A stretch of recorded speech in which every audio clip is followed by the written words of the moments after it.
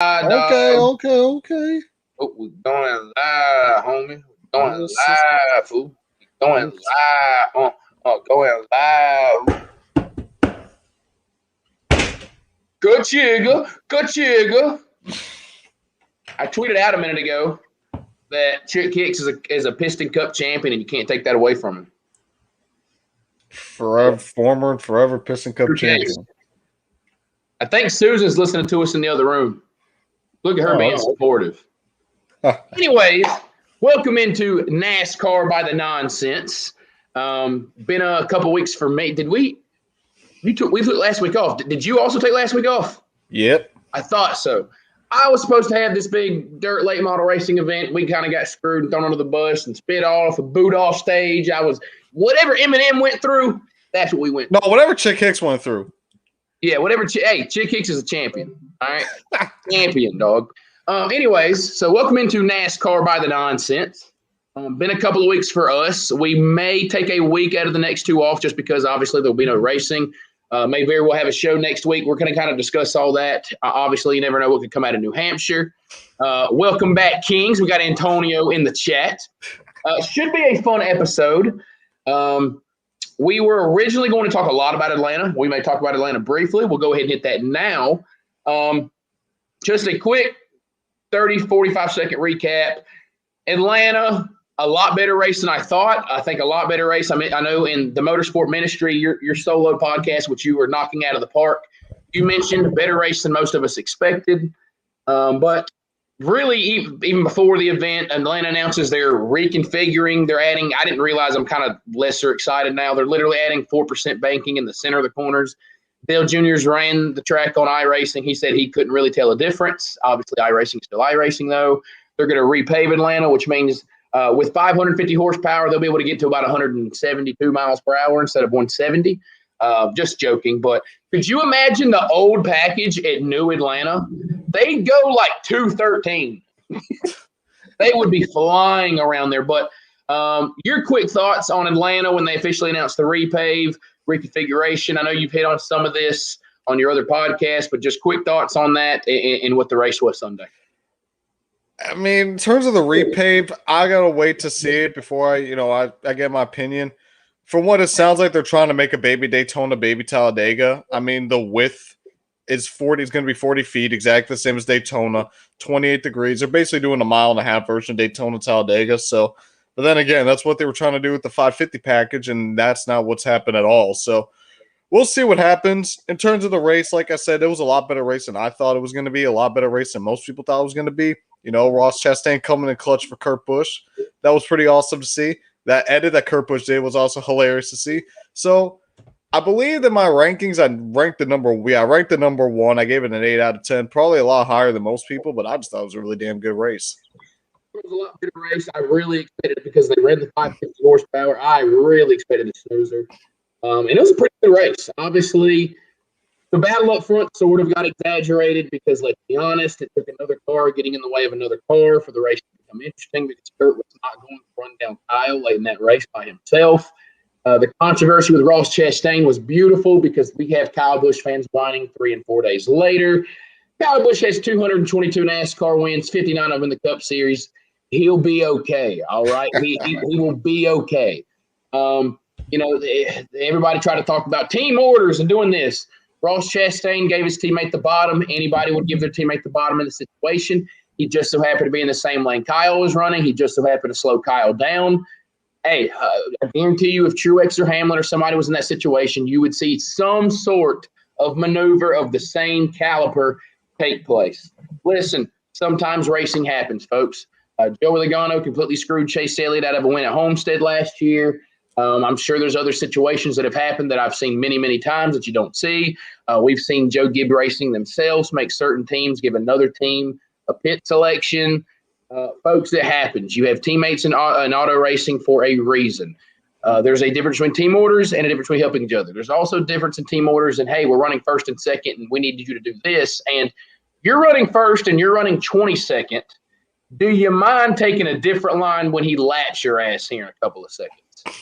So just the situation there. But that's pretty much what we want to talk about in Atlanta real quick because there's so much other juicier, better, thicker, juicier steaks on the grill that we're talking about. And we're going to go ahead and get straight into it. So, silly season everyone's kind of preparing for a crazy silly season. Where's 2311 going to go? Trackhouse. They buy Ganassi, which obviously has happened over the last week or so. I don't think we got to talk about that. Is Chastain going to stay? Is Kurt going to stay? They both going to stay. Is Trackhouse going to be a seven car team next year? Is Trackhouse going to buy everybody? Is Pitbull going to really take NASCAR worldwide? Questions have been flowing. And then we completely get something completely different. The Ford camp dominates the day in silly season today. The first topic of which, because the first domino really, and we'll talk about this briefly because we've sort of already talked about this.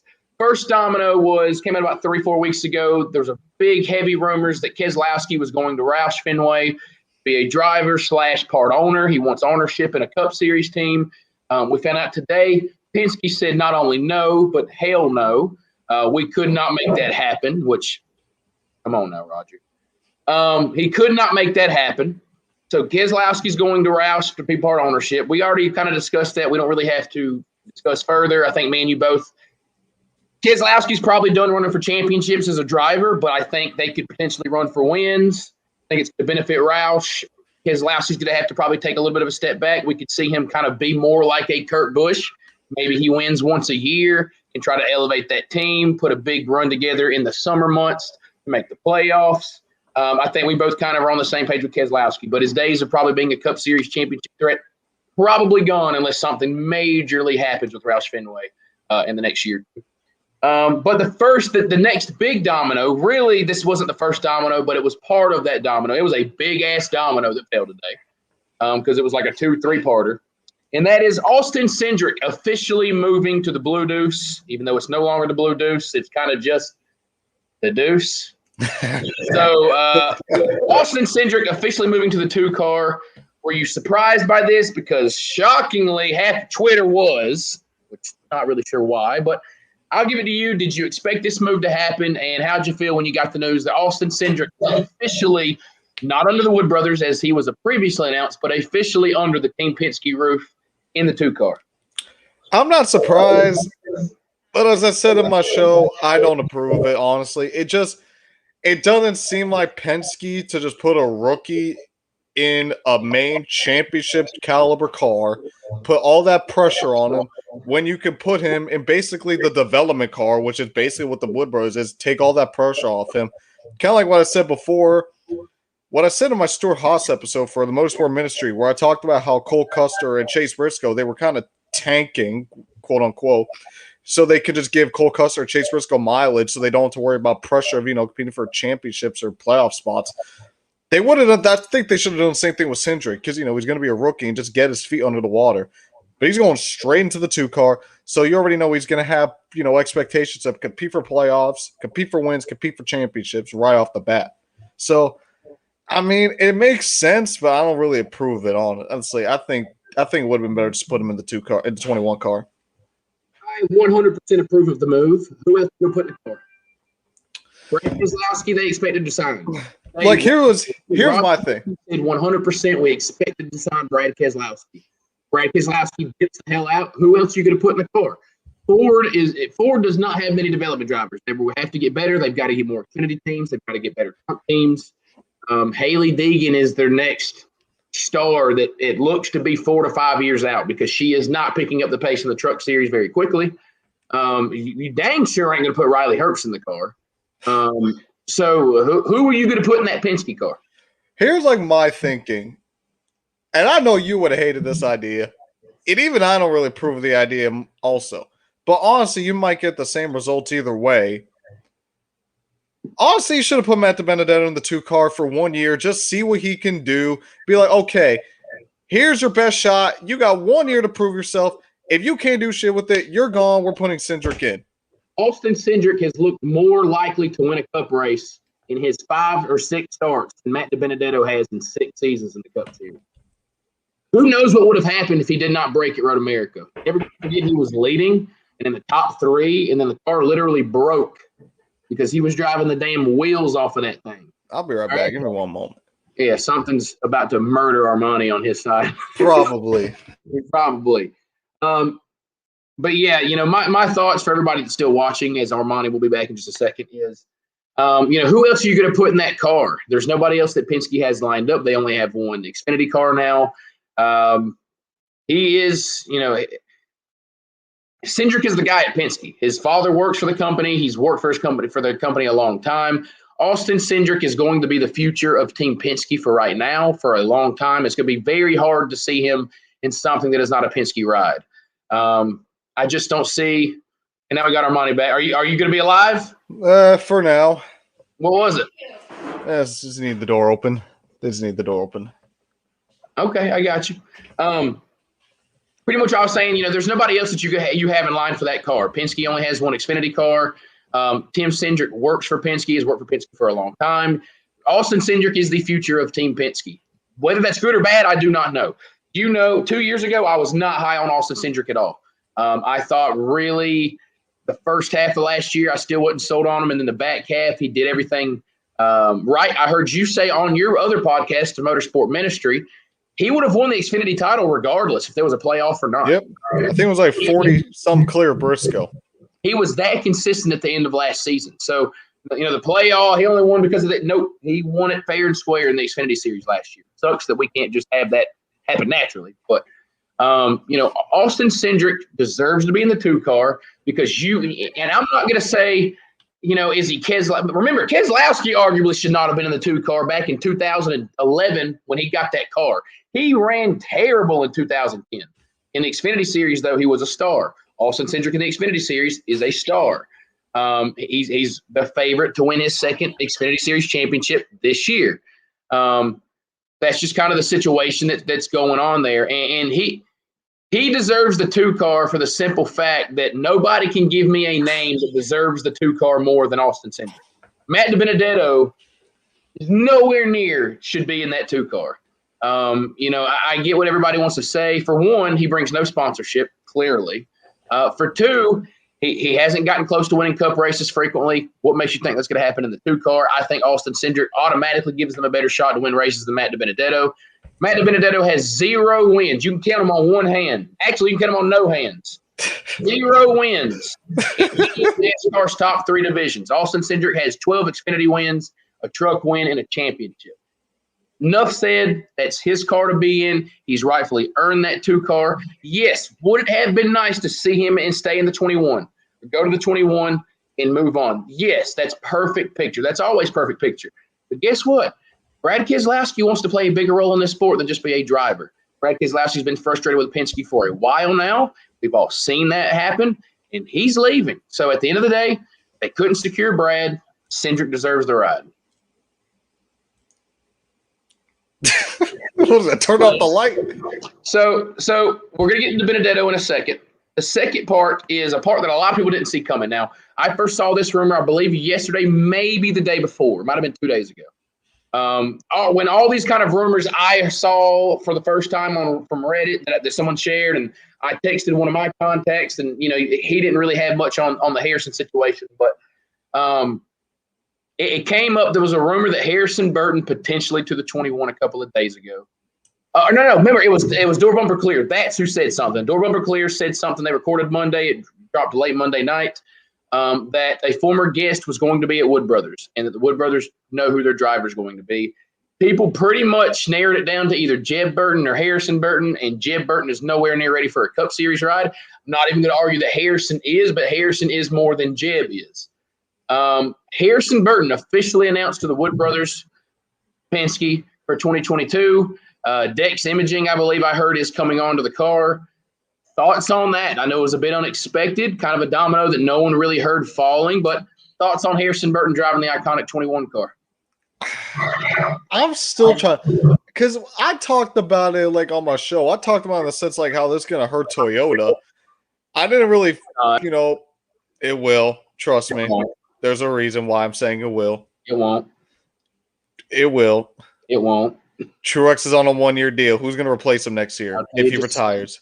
It's not Ty Gibbs. Hey, go ahead and give me the answer. Truex is not retiring after this season. I'm talking about next season.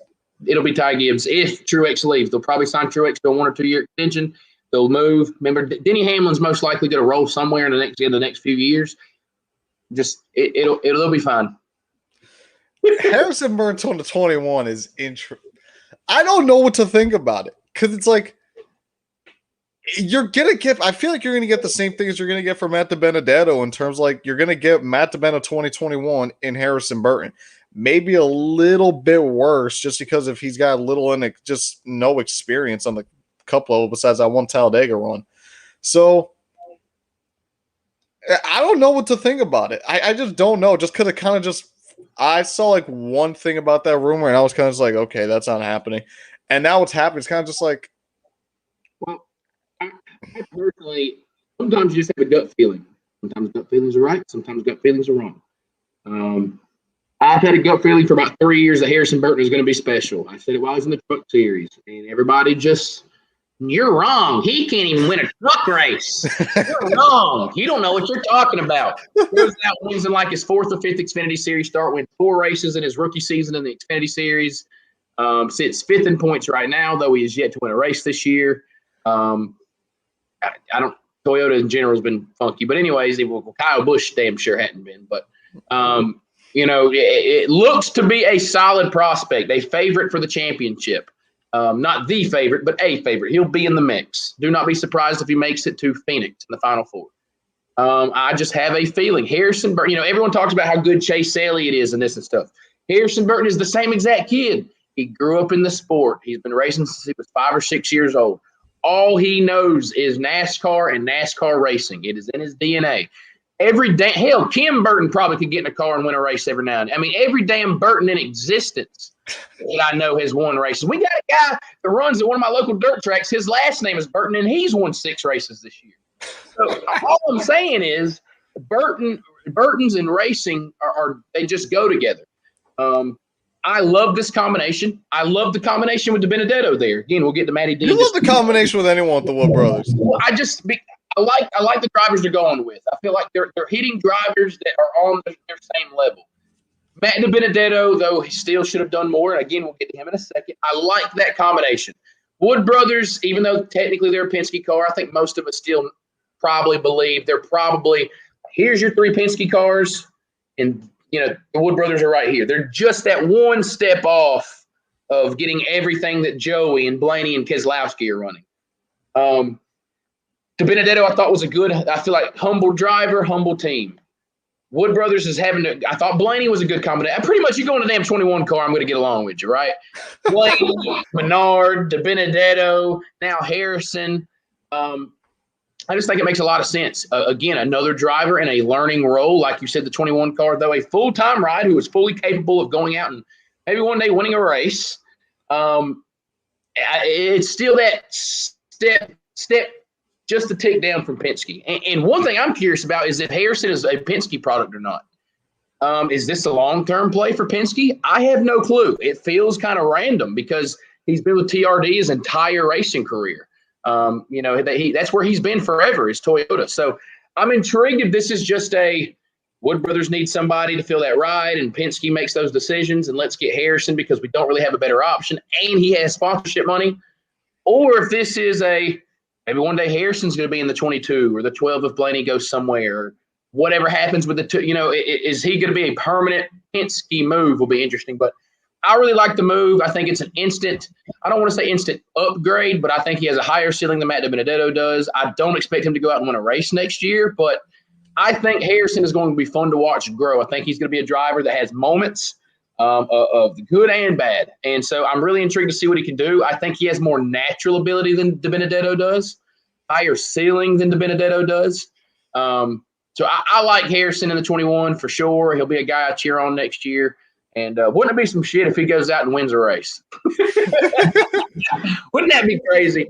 And then speaking to the kind of the final domino that this affects, obviously, is Matt DiBenedetto is once again without a ride. A lot of people know my thoughts on Matt. They swear that I hate Matt, even though I really like Matt. There's probably no one I'd rather win in the Cup Series than Matt. You want to put Matt on a damn guillotine. Yeah, I just want to – he should be banned for life. What are your thoughts on Matt DiBenedetto? being a free agent and where he is at in his Cup career? He said in the video himself, like he knew, like, yeah, the 21 team, it just wasn't clicking at all. I kind of knew that 21 team, they were going to need some wholesale changes, and usually that starts with the drivers. So, I mean, it's damn cat passing by. So, I don't know. DiBenedetto, he's a driver who he's had flashes, but I just don't think that 21 environment kind of suits him. I feel like if he stayed at Levine Family Racing for another year or two, I feel like that environment suited him a lot more than the Wood Brothers does right now. But DiBenedetto, in my opinion, is one of those drivers where he's going to run as good as the equipment will let him. And if the equipment's bad, he's not going to elevate it. He's not a driver that's going to elevate equipment. That's kind of what the Wood Brothers need right now. I don't know if Burton's the right guy to do it, but DiBenedetto wasn't the guy to do it, and that's why they kicked him out. Also, for the fact that he's probably got holes on his pockets when it comes to cash. So, the last guy that could elevate the 21 car was Ryan Blaney, and even Blaney has his issues with inconsistency. But Blaney made a difference in the 21 car. He's been the last driver to do it. Much as I love him, Paul Menard didn't do a damn thing in the 21 car. He didn't do a damn thing in anything. Unfortunately, Matt DiBenedetto has. Last year he was a tick better than Menard ever was. He definitely had more top fives. What do you mean a tick better? He made the playoffs. Menard didn't even. Menard was what, 19th, 20th in points? DiBenedetto was 13th. It's not like I understand that. It's not like Paul Menard was 27th in points. At the end of the day, guess what? He won 0 races. He got eliminated in the first round. I understand he made it. That's great. That's why I said he was better than Paul. But he did not elevate it like everyone thought. There was people telling me he was going to win 2 or 3 races a year. I mean, people don't think. Like, they've reached to their point where I think we have seen what Matt DiBenedetto can offer that car. Unfortunately, like you said in the video, they felt like they'd really been clicking, and they have been clicking the last few weeks. They have been running more up front the last month, and maybe they can carry that on for the next couple of months to the end of the season, even though we all know when announcements like this happen, things kind of fall apart. But at the end of the day, Matt has not done enough to cement his stake in the Cup Series, and he doesn't have money. I talked about it. I called Sirius XM Radio today, discussed with somebody. I put it on Twitter. Matt is a great guy. He is a great guy. People get caught in their emotions too much with Matt DiBenedetto. Sometimes you got to learn how to mix business with pleasure. At the end of the day, Matt is a great guy. Would love to see him win. Would love to see the tears. Would love to see the emotion. But he doesn't have cash, and he doesn't have results. He doesn't have either. All right, even one would help you land a ride, but he has neither. He can't win, and he has no cash. And I understand that, we all agree that cash, we wish it would not play. We wish every team already had sponsors, and we were picking drivers off of talent and this and that. But Matt, unfortunately, doesn't have the funding right now, and he can't win. Reese Verrett, who was watching in our chat, says, got to win to stay in the game. That's very true. And if you can't win, you got to be like Eric Almirola and have a bacon company give you $30 million a year or $20 million, whatever the price tag is, to sponsor the 10 car to keep you on the racetrack. And Matt just can't do that. So much as I like Matt, you like Matt, we like Matt, the world likes Matt. The world liking Matt doesn't fund the 21 car for a season. And he to me has not given the results they need. Realistically, he probably runs where the 21 car expectedly would run. But like you said, they need someone who's going to elevate it. Instead of running 18th every week, let's run 15th every week. Let's get 15 top 10s. Let's battle for the playoffs. And even though Matt DiBenedetto, we talked about it weeks ago, has done a great job trying to battle to get in playoff contention. And I think he's the second driver out right now. Yeah, he's only like 101 points out, though. Right. But, he's not going to make it unless he wins. Because we're not going to get that kind of point. I don't care how many people are going to try to tell you otherwise. The only way we're going to get a points battle is if Reddick or Austin Dillon fall off a cliff. Right. Not going to happen. Or maybe Austin Dillon. Not going to happen. So that's just my whole deal. I like Matt. We all like Matt. But I think the biggest decision he needs to make is, does he want to go run 24th somewhere all year, or does he want to go to the Xfinity Series or Truck Series and try to win races? I feel like it would suit him best to try to win races. I would really like to see him go to a Junior Motorsports or a Colleague or somewhere where he could be a star. Think about Colleague. I don't think they've announced who's going to run their Xfinity cars next year. Maybe I've missed something, even though it probably should be a guy like a Zane Smith. How cool would it be to see Matt DiBenedetto in a colleague car. The 11 car, I think, is self-sponsored with that team. So how cool would that be? You know, I'd like to see Matt do that. Go out and try to win races and prove you're a winner, because thus far you have not been able to prove that. You know, we give Daniel Hemrick crap, but Daniel Hemrick has been a lot damn closer to winning races than Matt DiBenedetto has. So, you know, that's just my thoughts on that. Let's get to the last part of silly season before we get to our second topic of the night. And that is, there are apparently a lot of rumors floating around Kevin Harvick. Some ranging from him retiring to leave the sport. Some saying could be the TV booth. I heard a wild one that said he could be looking around to purchase a team, more specifically JTG Darty, or I think it's just JTG at this point, but JTG Racing, where Priest and Stenhouse currently race. Pose two questions. First one, what do you think Kevin Harvick is doing in 2022? And two, just to throw it out there, percent chance he purchases a race team for 2022. He's signed till 2023, I believe, so we ain't going anywhere. And I don't think he purchases a team. If he purchases a team, he's probably purchasing into Stewart-Haas. He's the backbone of that team, and I think he knows it. So I'm pretty sure if he was going to invest in a team, he's going to invest in Stewart-Haas. Right. I just don't. I can definitely. I can see Harvick buying a team, but I don't think it happened. I think Kevin Harvick is doing is sitting in the 4-car next year. There are a lot of big. Again, I don't know how to tell people that these are rumors. That half of this is not going to come true. People just put out what they hear, including myself, even though I get murdered for it.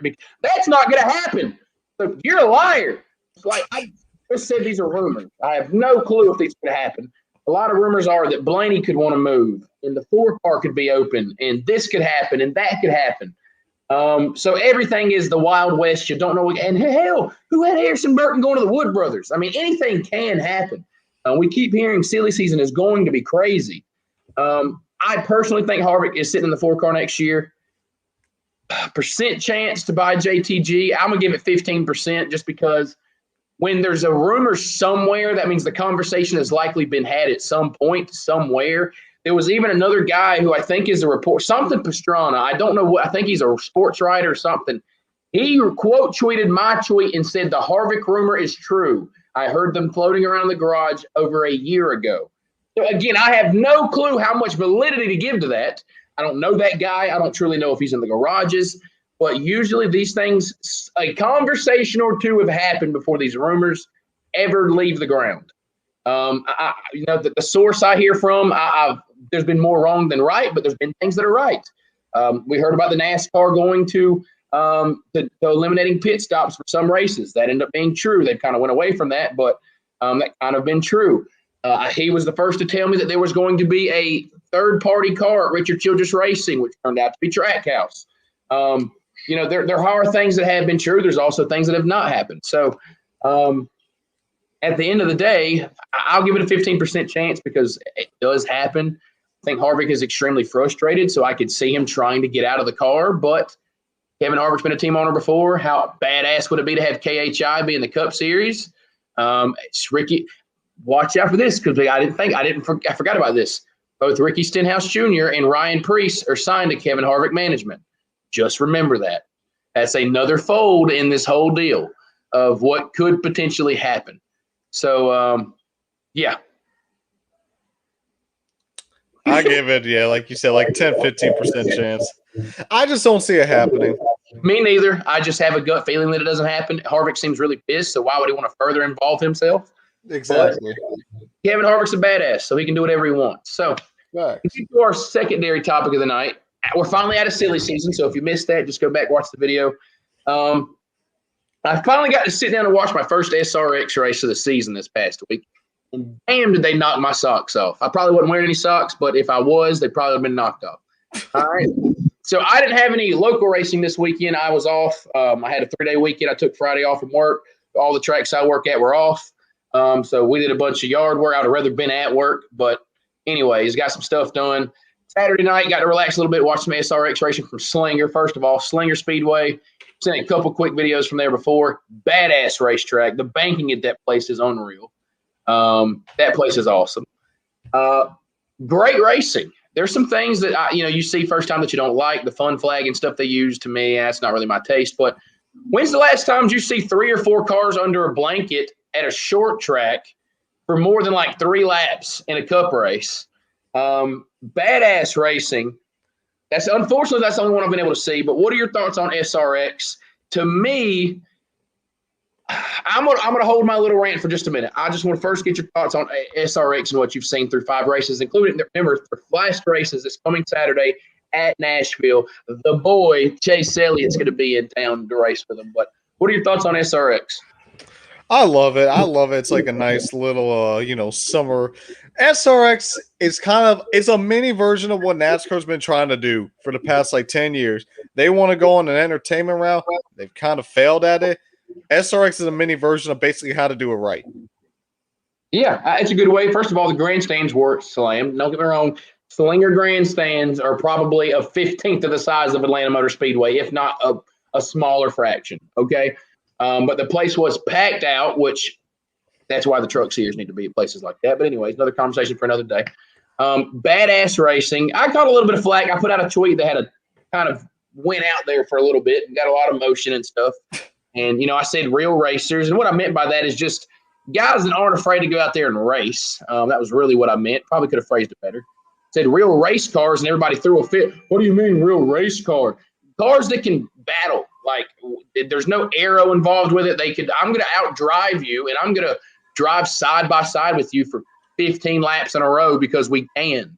We physically can drive the race cars side by side and battle for a win. That's what I really, really enjoyed. I was just really impressed. If I don't end up going to a dirt track Saturday, I'm probably I need to remember to record it, but I'm going to probably sit at the house and watch Nashville, watch Chase Elliott, hopefully smack the field, which probably will not happen, but would be pretty badass. The frustrating part for me, and this is where my rant comes in. I could close my notes. I could put that away because I don't need that. Oh, no. The frustrating part of me, and I said this, every single NASCAR fan that watched that race should be pissed off because we can do that. They could do that. The Cup Series could run like that. The Xfinity Series could run like that. The Truck Series could run like that. They could all run like that. If you're telling me Ray Evernham on his own, I probably had a little bit of help with engineers here or there, on his own, could design those race cars, but NASCAR and its 13,000 engineers cannot figure out how to make a car run side by side with each other or have a car be able to catch another car without Ross Chastain having to take the line away all through turns 3 and 4. We should be pissed because we could be doing that. Me and you have talked about it before. We've said it before. NASCAR knows what they're doing. They can make these things happen, but it's like they just choose not to. What say you? Oh, I'm sorry. I was looking. Look at the damn chat. I know. I'm reading it. I talked about it a little bit on my show too, where it's just I don't know what the hell NASCAR is doing. Like it's like NASCAR is so frustrating because they're just some things. It's like they do so good. They're planning on going to more short tracks. They're going to more road courses, but then they do stupid shit like the. Hey, SRX runs as many short tracks as the Cup Series does. 6. I'm about to tweet that, dog. Oh man, that's fire! It shouldn't even count.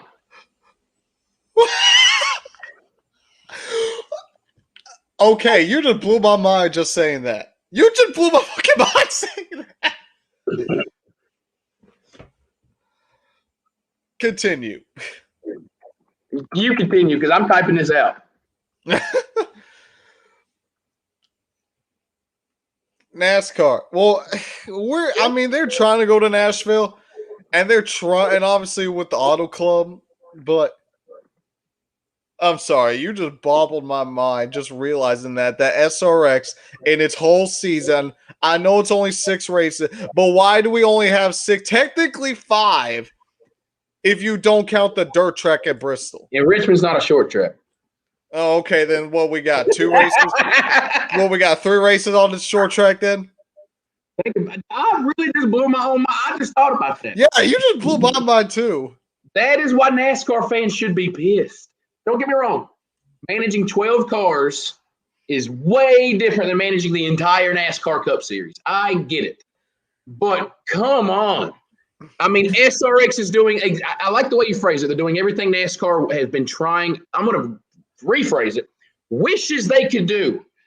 Trying my ass. If NASCAR wanted to go to these places, they would go to these places. That's just the bottom line. I'm tired of the excuses. Sometimes you just get tired of the excuses. If NASCAR wanted to do these things, you know what they would do? They'd go fucking do these things. All right?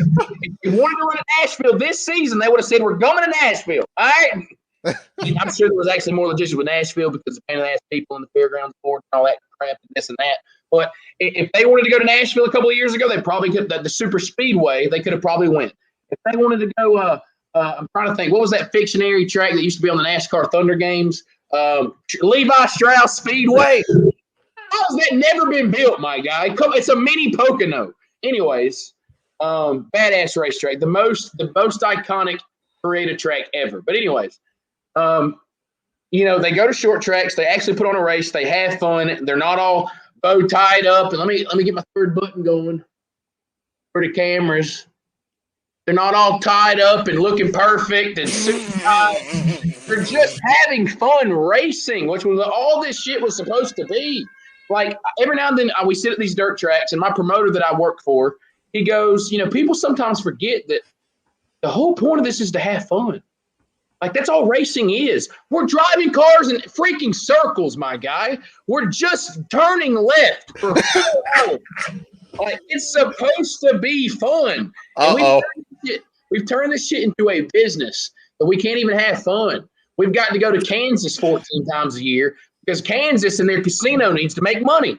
It's like, that's what frustrates me about SRX. They have better racing, better venues, and sometimes better drivers. I'm waiting on this live call. Oh, God. Somebody's calling in? Not yet. I'm so waiting. Who do you think?